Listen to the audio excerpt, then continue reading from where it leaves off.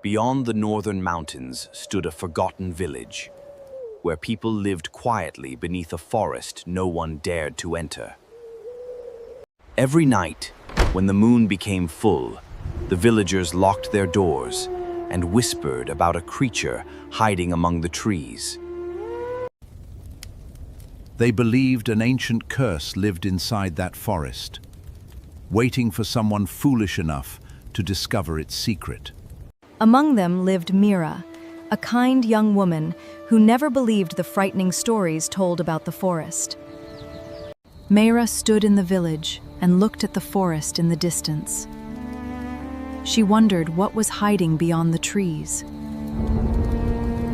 The next evening, Meira left the village and followed the lonely path toward the mysterious forest.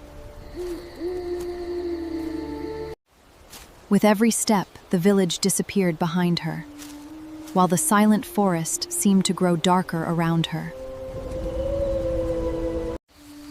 Then she heard a branch snap behind her. Meira stopped immediately, listening as something moved through the darkness. A massive black wolf stepped into the moonlight, its golden eyes fixed directly upon her. Fear told Meira to run, but something strange about the wolf's eyes kept her standing completely still. Before Meira could move, a second creature emerged from the darkness behind her and charged toward her.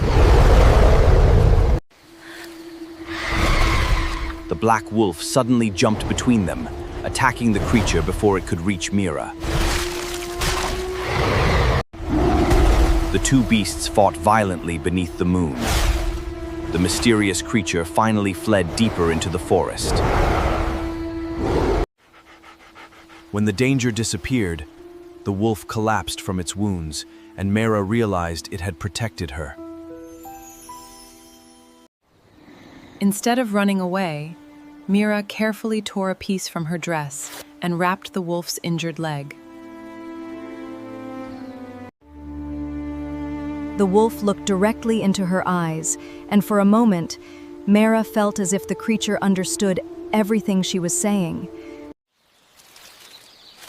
When morning arrived, Meira opened her eyes beneath an ancient tree, but the mysterious wolf was nowhere to be seen.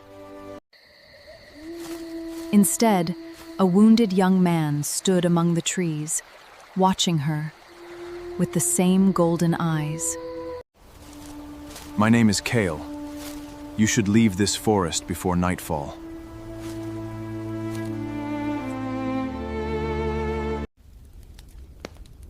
Meira recognized his eyes immediately, but she remained silent and asked how he knew about the wolf. Kael finally admitted that the wolf was not an ordinary animal. It was part of an ancient curse. Every full moon, the curse transformed him into a wolf, taking control of his body and threatening his humanity. Each transformation made the curse stronger, and Kael feared that one day he would transform and never become human again. Meira was frightened by the truth, but instead of leaving, she decided to give Kael a chance. Over the following days, they spent time together, and slowly, the fear between them began to disappear. My family has been haunted for generations. This terrible curse causes endless suffering. Meira gently put her hand over his. She promised not to abandon him. I will not leave you for something you never chose. That night, an unusual red moon appeared above the trees, and Kael suddenly felt the curse awakening inside him. His eyes changed, his body trembled, and dark energy began spreading across his skin. Terrified that he might hurt Meira, Kael transformed completely and escaped into the deepest part of the forest. Meira waited until the danger passed, then followed his tracks, determined to find the man she believed was still inside the beast. The footprints eventually led her to a hidden cave, covered with strange symbols carved into ancient stone. Inside, Meira discovered an ancient painting showing another cursed wolf standing beside a woman. Beneath the painting were words describing a forgotten truth. The curse could be broken when love became stronger than fear. But before Meira could learn more, armed hunters entered the forest, searching for the legendary wolf. The hunters believed killing the wolf was the only way to protect the villagers, and they prepared for a final confrontation. Kael stood at the village entrance, wounded and exhausted. He had come back to protect Meira and the villagers.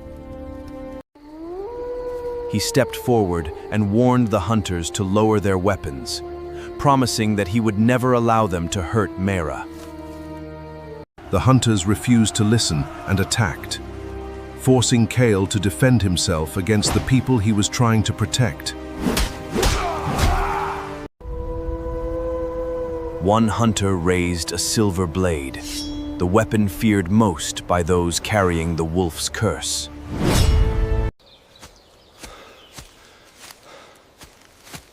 Kael became too weak to continue and slowly fell to his knees.